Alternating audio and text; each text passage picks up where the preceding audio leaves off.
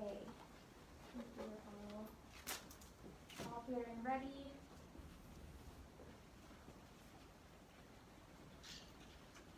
Okay, is everyone good and can you hear me? Okay. So my name is Ashley Keene. I'm the Public Information Officer for the Santa Cruz County Sheriff's Office. Thank you guys for coming today. We're here to announce the four arrests actually, in the kidnapping and murder of Tushar Atre. We will have Sheriff Hart speaking and Lieutenant Brian Cleveland. But first I want to read a quick statement from the Tushar Atre, his family. Mike died. Just lost your audio. Your mic died. Okay, let's try that again. There it goes. It's back on again. All right, we'll try to keep that on, and then I'm going to take my mask off. Whoever's speaking up here will be taking their mask off, just so it's not as muffled. It died again. I just lost their audio again. All right, let's. Is it a battery thing or? It might be. Okay, let's try this one.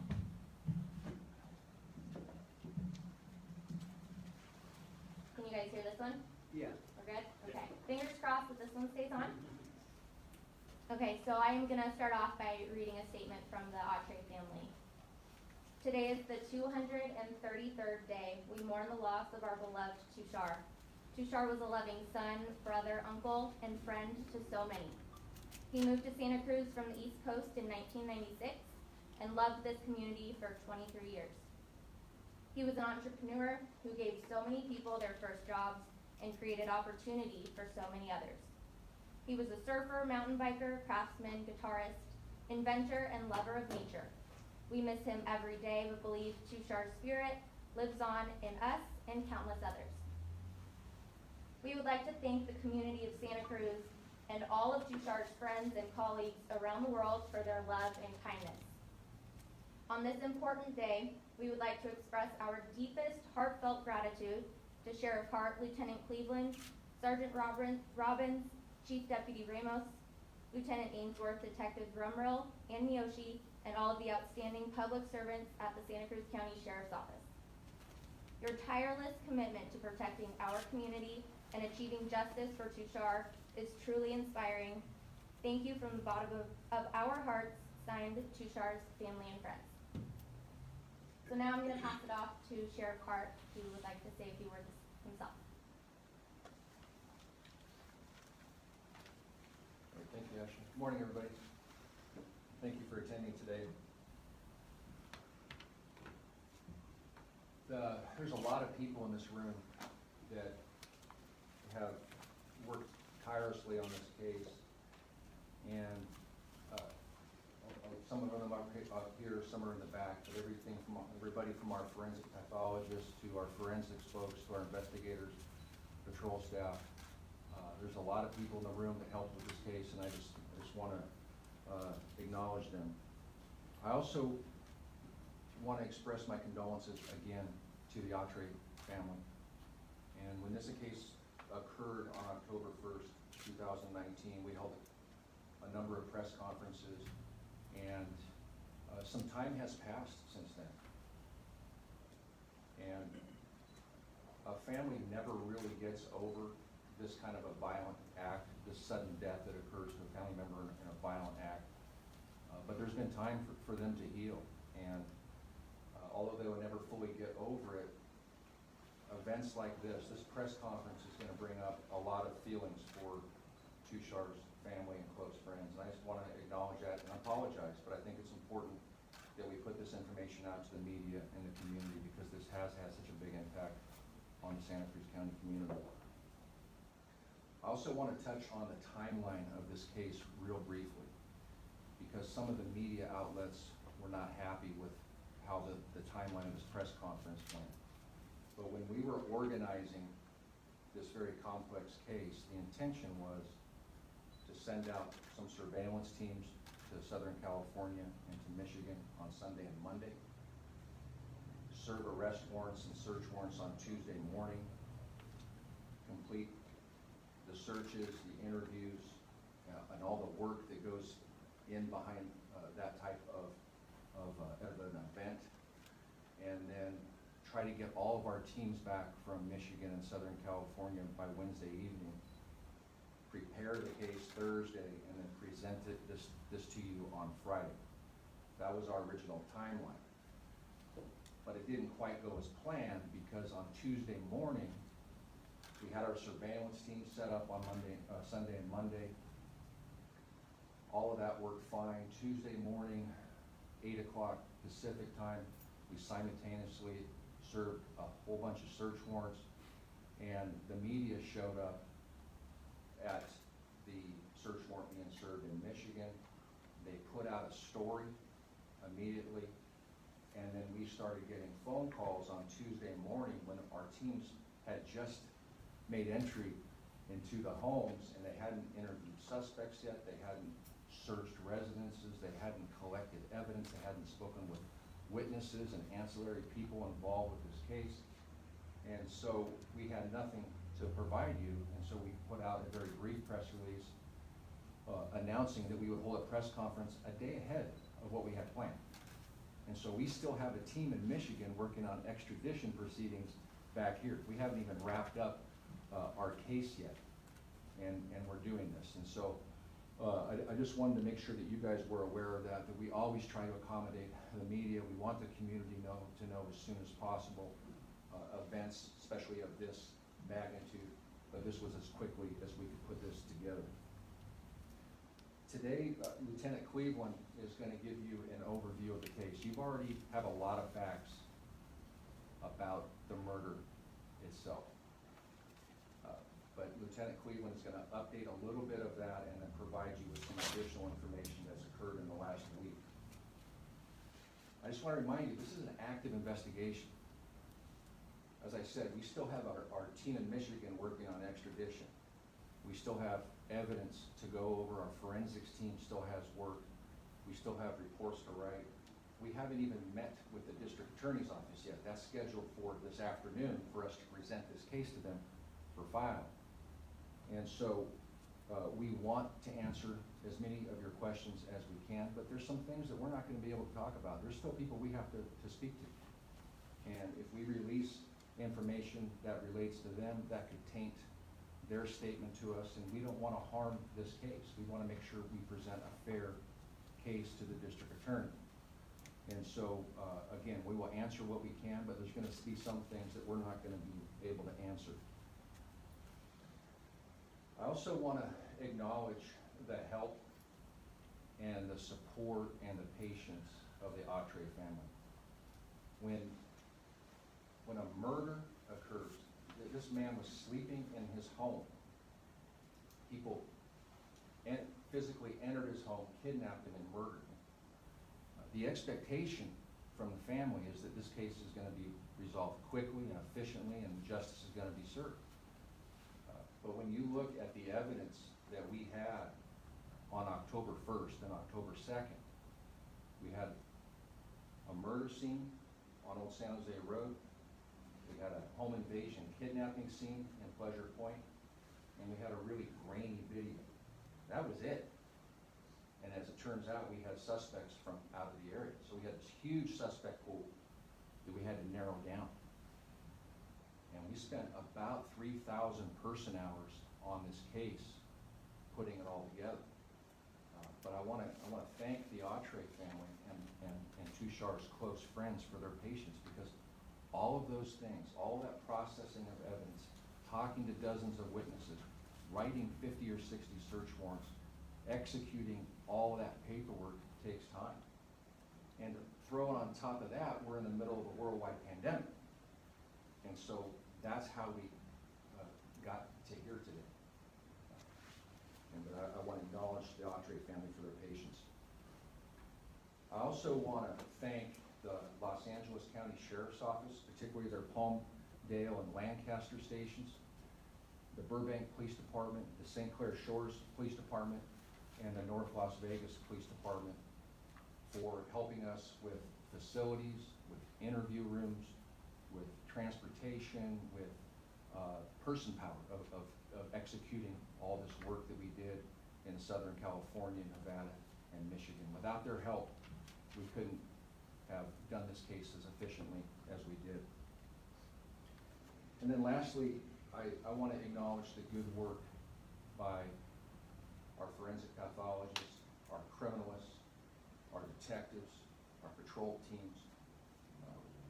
This case took vigilance, it took resilience. We butted up against a lot of closed doors over the last 7 or 8 months. And every time that happened, our investigators found somewhere else to go with this case. And this case was not solved by social media. It wasn't solved by technology alone or forensics alone. This case was solved by outstanding police work being supported by a lot of different groups. And so I'm extremely proud of the work that our investigations teams did, our forensics teams, our pathologists. All that work has culminated into bringing 4 people who did a very, very awful thing to justice. We have 3 of them sitting in our county jail today. 1 will be in the next 24 hours, so we'll have all 4 in our county jail. This afternoon, we're going to take our case, we're going to present it to the district attorney. I've been in this job for 32 years. I can tell you there is compelling evidence against these 4 people. We have the right people, and now it's the district attorney's office's job to take this case, to take it to the judicial system, and prosecute this case the best they can. So with that, I would like to call Lieutenant Brian Cleveland up to talk about the case. Thank you.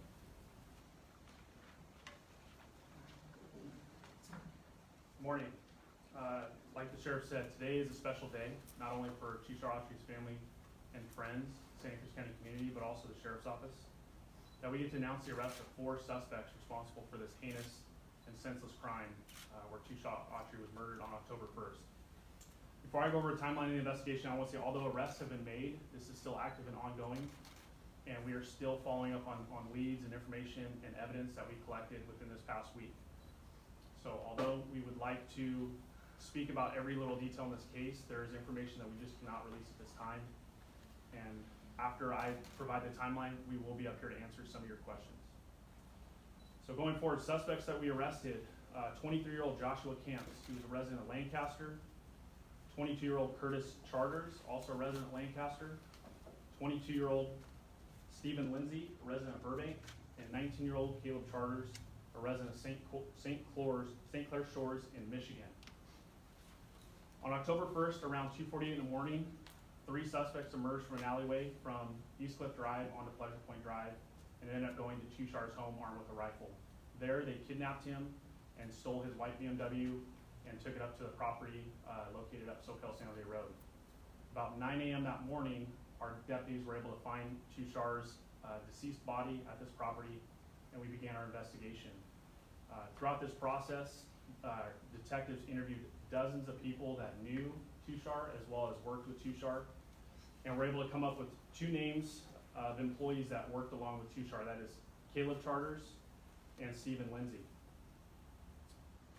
Through forensic evidence located at the scene, digital evidence found throughout this case, hundreds of interviews that were conducted, the sheriff's office gathered enough information to arrest Caleb Charters, Curtis Charters, Stephen Lindsay, and Joshua Camps for this murder. On May 19th, 23 of our detectives, along with the help of the LA County Sheriff's Office in Lancaster and Palmdale, the Burbank Police Department, St. Clair Shores Police Department, executed simultaneous search warrants at various locations, and were able to take all 4 suspects into custody without incident. All 4 were arrested on murder, kidnapping, robbery charges, 3 of which have been brought back and already booked in our county jail, and 1 of which will be booked in our county jail once the extradition process is finalized from Michigan.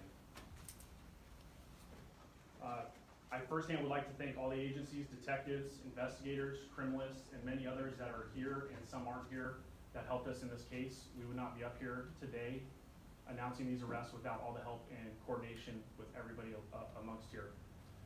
Our detectives have written 62 search warrants in this case. That is a tremendous amount of search warrants that have been written, the most I've ever seen in a case that we've worked on. And there were some challenges in this case. Our detectives also wrote over 100 police reports, interviewed hundreds of people, and spent thousands of man hours working on this case tirelessly and the tenacity of this investigation and the amount of work that went into this was incredible. Again, I just want to thank the teamwork and coordination, not only the people here, but all the agencies that helped us safely serve the search warrants in Southern California and Michigan for helping us out. And after 7.5 months, 4 people have been brought to justice for the murder of Tushar Atre. Hopefully this will allow some level of closure for Tushar's friends and family, the Santa Cruz County community, and begin the healing process.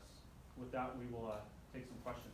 And before you guys ask each question, I am going to ask you to say your name and what news outlet you're with, and I will call on you. So if you want to just start by raising hands. Phil, if you want to start us off. Phil Gomez, KSBW. What is their relationship between the victim in this case? Were they employees? And if so, what kind of employees? And my question is twofold. And we said this was robbery. Can you be more specific now about why they targeted Tushar? Yes, so there were two of the suspects, so Caleb Charters and Stephen Lindsay both worked for Tushar in his cannabis business. They were employed by him. And can you repeat the second part of the question, Phil? Yeah, why did they target him? What was the reason behind this robbery? So yes, we do believe it was a robbery. That's still a motive that we believe is the reason behind this, and it was for monetary value. Was it because he had a lot of money with him, or was it because he owed them money, or was it because he owed them product? Without getting into too many details, they were after monetary gain, and that's why we believe this crime occurred. Go ahead. Can you pull that mic towards you?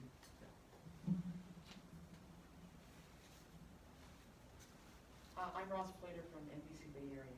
Can you tell us what the relationship is of the 4? I mean, the 2 of them have a similar last name, but I don't know. You can explain the relationships. Yeah, so Caleb Charters and Curtis Charters are brothers. Stephen Lindsay and Caleb were the 2 that worked for Tushar, and then Joshua Camps was an associate to the group. And you can tell anything about, any sort of planning, whether this was, spur of the moment, or, whatever you can tell us about that. Without going into too many details regarding that, we do believe that this was a planned event. Tarmo? Tarmo Hunlow with the Pahroni newspaper. Thank you, Brian. Do you know, was there any reward money that came down? So at this point, no. So like the sheriff said, this is really, just a coordination between detectives, criminalists, DNA, pouring through hours and hours of evidence that has been gathered in this case that was able to lead us the breaks to get where we are today. So at this point, I don't think it came from social media or a tip. It came from just hard work and the tenacity of many people in this room. Drew, go ahead. Drew Andre, KION. At what point did you identify these 4, or at least the first one, as suspects in the case? And then to follow up also, did the surveillance video help at all with identifying them? I'll answer the last one first. It didn't help us in identifying them. Obviously, it helped throughout the investigation once we narrowed down maybe who they were. But as far as early on, no, it didn't assist us too much. Really, these guys came. It was part of the original detective group. We interviewed dozens of people that knew and worked for Tushar. Their names had come up early. And then as we went through the investigation, we gathered more and more information on this group, and we're able to get to where we are today. Go ahead. Adriana Satan, Univision. Who is the 4th suspect that is going to be coming to Santa Cruz County Jail? And and when is expected to come? That's Caleb Charters. He's in the extradition process now. I won't disclose when and if he will be booked in our jail, but it will be, shortly, within the next day or 2. Tom, go ahead. Tom Lopez, KSBW. Can you tell us which of the 3 actually pulled the trigger? No, we're not going to disclose that information. Jennifer, go ahead. Jennifer Hodges, KCBS. Can you give us anything at all as far as if the plan just went awry? I mean, you said robbery. We know it started at the Pleasure Point house. He wasn't found at that house. He was found in another location. Can you give us anything at all about how that came down? Without, jeopardizing some of the details in the case going forward, we probably wouldn't release that information as far as what occurred between the house at Pleasure Point and then all the way up to the property. Just that this was a senseless crime. This is something where there's really no explanation. These people wanted monetary gain and took advantage of the situation. We'll take 2 more questions. Tarma? Lieutenant, do you know if any of these people have a criminal past? Has the law agency dealt with them in the past? And why on earth did they take them up to that location on San Jose Road? I'm just mystified by that, please. So the criminal history, no, none of these people have criminal history. All 4 of them, no criminal history, no context that we could come across other than very, very minor things. And as far as the property, you know, we did obtain some information about the property up on Soquel San Jose Road, but we're not going to disclose that information just to keep the integrity of the case. And Todd, last one. Todd from the Pajaronian, was murder the original intent of this crime? Again, to keep the integrity of the case, you know, they came there to take monetary items from Tushar, and they were armed with a rifle. So I think that, you know, really speaks for a lot in itself of the violence of this act and the violence of this situation. Just ask quickly, if they came from out of state to come here to commit the crime, or were they here? Well, some of them were residents of a different state at the time, and then some were residents of Southern California at the time of the murder. Okay, thank you guys. If you have any additional questions, you can ask me, and I will answer those. Do you have some press release? And yeah, I will also be sending out a press release and JPEGs of the mugshots of all 4 suspects.